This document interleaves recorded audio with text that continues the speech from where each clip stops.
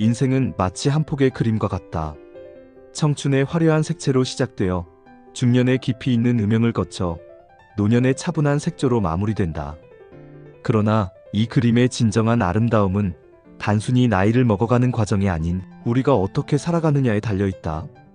50대부터 90대까지 인생의 후반부를 어떻게 의미있게 보내며 진정한 삶의 가치를 찾을 수 있을까? 이는 많은 이들의 마음속 깊은 곳에 자리 잡은 질문일 것이다. 50대는 흔히 인생의 황금기라고 불린다. 경제적으로 안정되고 자녀들은 어느 정도 독립했으며 직장에서의 위치도 확고해진 시기다. 그러나 동시에 이 시기는 많은 이들에게 위기의 순간이기도 하다. 젊음이 서서히 페이드 아웃되고 있음을 느끼며 미래에 대한 불안감이 엄습해오기 시작한다.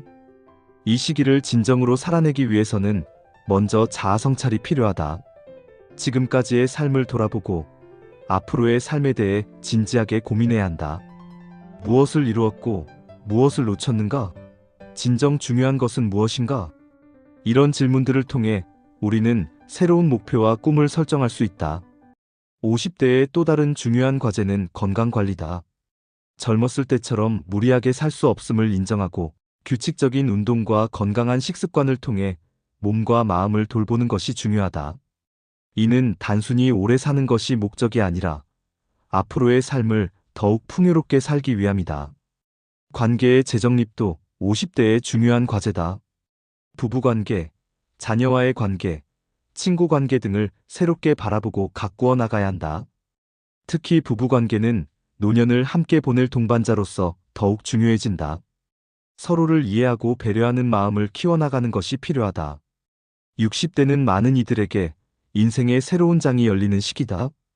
대부분 직장에서 은퇴하고 자녀들은 완전히 독립해 나간다. 이런 변화는 때로 상실감과 공허함을 가져올 수 있지만 동시에 새로운 기회이기도 하다. 이 시기를 진정으로 살아내기 위해서는 먼저 은퇴를 바라보는 시각의 전환이 필요하다. 은퇴를 인생의 끝이 아닌 새로운 시작으로 받아들여야 한다. 지금까지 해보지 못했던 것들, 늘 하고 싶었지만 시간이 없어 미뤄왔던 것들을 할 수 있는 절호의 기회로 삼아야 한다. 평생 교육을 통해 새로운 지식과 기술을 습득하는 것도 좋은 방법이다. 외국어를 배우거나 악기를 다루는 법을 익히거나 미술을 공부하는 등 다양한 활동을 통해 뇌를 자극하고 삶의 활력을 얻을 수 있다. 이는 단순히 시간을 보내는 것이 아니라 자아실현의 과정이며 삶의 질을 높이는 중요한 요소다. 봉사활동도 60대의 삶을 풍요롭게 만드는 좋은 방법이다. 자신의 경험과 지식을 사회에 환원함으로써 삶의 의미를 찾고 더불어 사는 사회의 일원으로서의 책임을 다할 수 있다. 이는 자존감을 높이고 삶의 보람을 느끼게 해주는 중요한 활동이다. 건강관리는 60대에 더욱 중요해진다. 정기적인 검진을 통해 질병을 예방하고 적절한 운동과 식이요법을 통해 건강을 유지해야 한다. 특히 근력 운동은 노화로 인한 근육량 감소를 막아주어 일상생활의 질을 높여준다. 경제적인 준비도 60대의 중요한 과제다. 은퇴 후의 생활을 위해 적절한 재무 계획을 세우고 실천해야 한다. 불필요한 지출을 줄이고 안정적인 수입원을 확보하는 것이 중요하다. 이는 단순히 돈을 모으는 것이 아니라 앞으로의 삶을 불안 없이 보내기 위한 준비다. 70대는 인생의 황혼기라고 불리지만 동시에 지혜의 절정기이기도 하다. 긴 세월 동안 쌓아온 경험과 지식이 어우러져 깊이 있는 통찰력을 갖게 되는 시기다. 이 시기를 진정으로 살아내기 위해서는 이러한 지혜를 어떻게 활용하고 전달할 것인가를 고민해야 한다. 가족과의 관계, 특히 손주들과의 관계는 70대의 삶을 풍요롭게 만드는 중요한 요소다. 손주들에게 자신의 경험과 지혜를 전달하고 그들의 성장을 지켜보는 것은 큰 기쁨과 보람을 준다. 이는 단순히 애정을 표현하는 것을 넘어 세대 간의 연결고리 역할을 하는 중요한 활동이다. 그러나 70대의 삶이 가족에만 국한되어서는 안 된다. 사회활동에도 적극적으로 참여해야 한다. 노인대학이나 동호회 활동을 통해 또래들과 소통하고 새로운 것을 배우며 삶의 활력을 유지할 수 있다. 이는 고립감을 줄이고 정신적, 육체적 건강을 유지하는 데 큰 도움이 된다.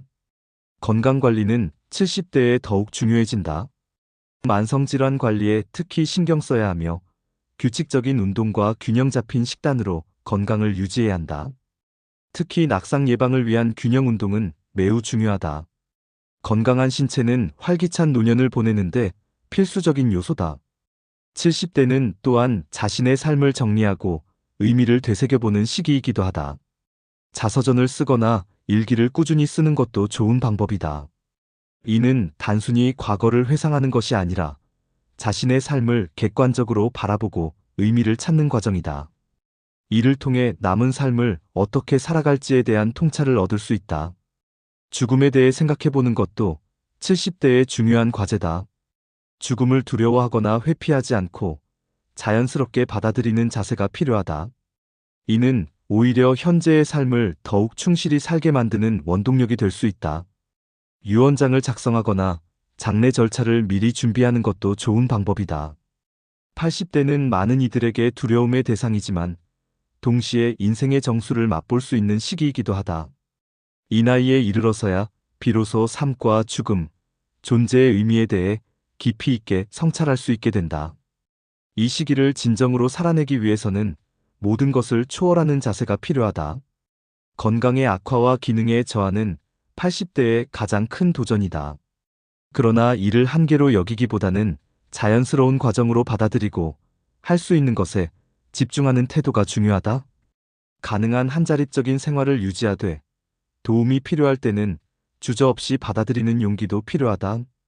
80대의 또 다른 중요한 과제는 내려놓음이다. 재산, 지위, 명예 등 세속적인 가치에 대한 집착을 버리고 참된 자아와 마주하는 시간을 가져야 한다. 이는 결코 쉽지 않은 과정이지만 이를 통해 진정한 자유와 평화를 얻을 수 있다. 회고와 용서도 80대의 중요한 과제다. 지나온 삶을 돌아보며 후회와 미련을 정리하고 자신과 타인을 용서하는 과정이 필요하다. 이는 마음의 평화를 얻고 남은 삶을 더욱 의미 있게 보내는데 큰 도움이 된다. 가족과 친구들과의 관계는 80대의 삶에 큰 기쁨과 위안을 준다. 그러나 동시에 많은 이들이 떠나가는 것을 경험하게 되는 시기이기도 하다. 이별의 아픔을 겪으면서도 새로운 관계를 만들어가는 용기가 필요하다. 젊은 세대와의 교류를 통해 새로운 시각과 활력을 얻을 수 있다.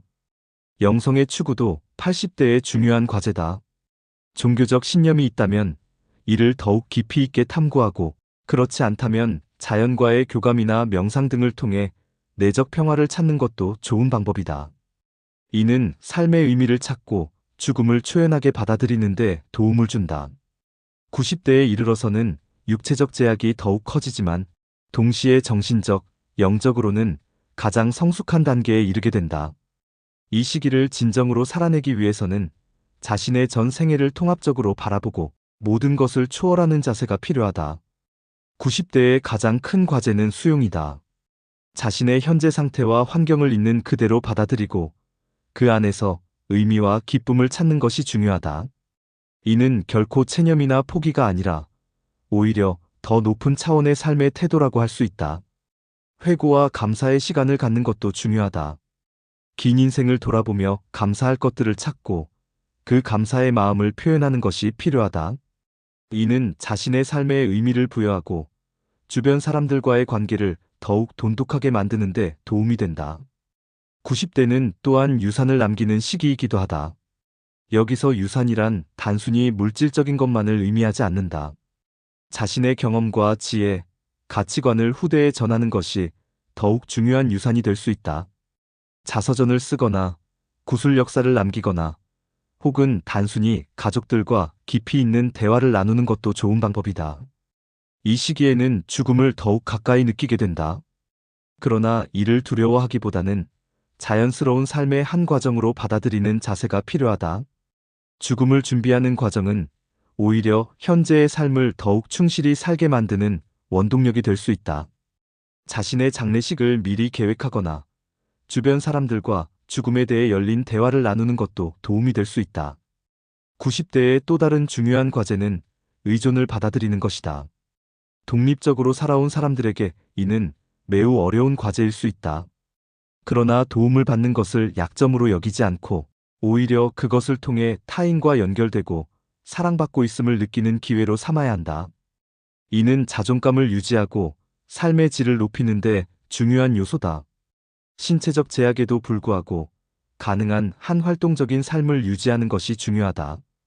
가벼운 운동이나 취미 활동을 통해 신체와 정신의 기능을 유지하고 삶의 즐거움을 찾아야 한다. 특히 창조적인 활동은 나이와 상관없이 큰 기쁨과 성취감을 줄 수 있다. 90대에 이르러서는 시간에 대한 인식이 달라진다. 과거나 미래보다는 현재에 집중하게 된다.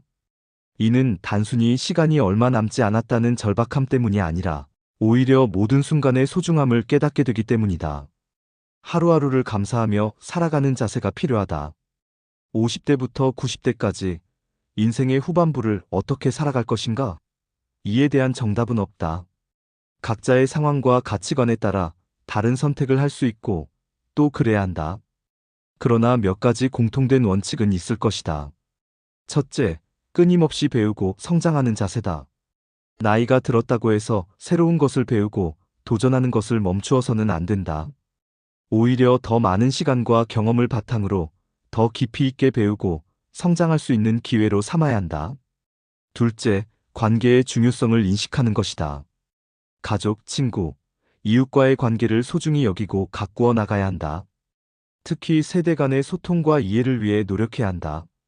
이는 개인의 삶을 풍요롭게 할 뿐만 아니라 사회의 통합에도 기여하는 일이다. 셋째, 건강을 관리하는 것이다. 신체적, 정신적 건강을 위해 규칙적인 운동과 균형 잡힌 식단, 충분한 휴식을 취해야 한다. 또한 정기적인 검진을 통해 질병을 예방하고 조기에 발견하는 것이 중요하다.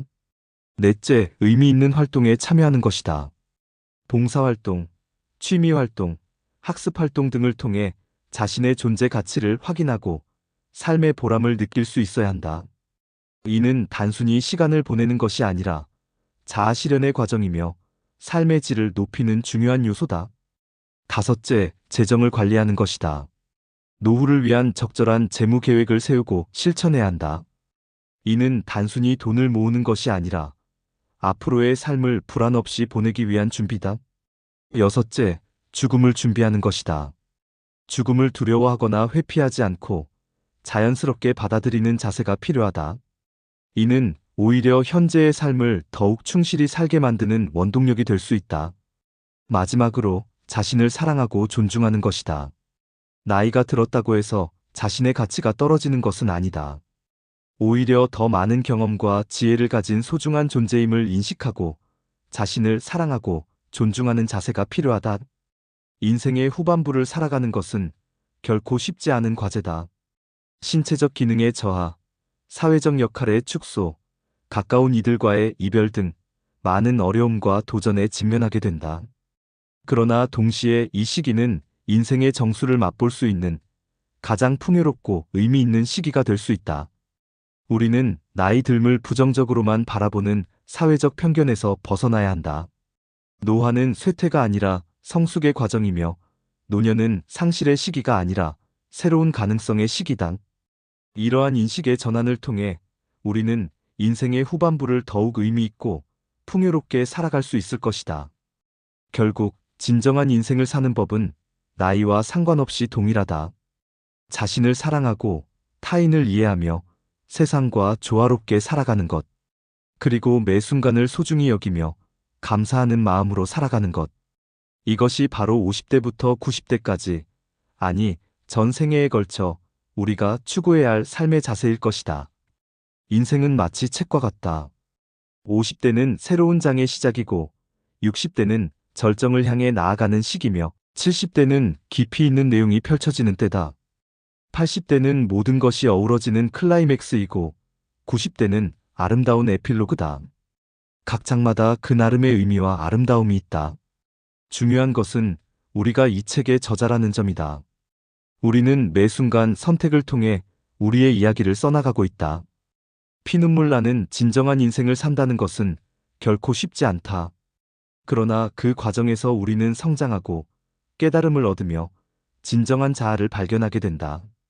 그리고 그 여정의 끝에서 우리는 비로소 나는 값진 인생을 살았다고 말할 수 있게 될 것이다. 그것이 바로 우리가 추구해야 할 진정한 인생의 모습이 아닐까?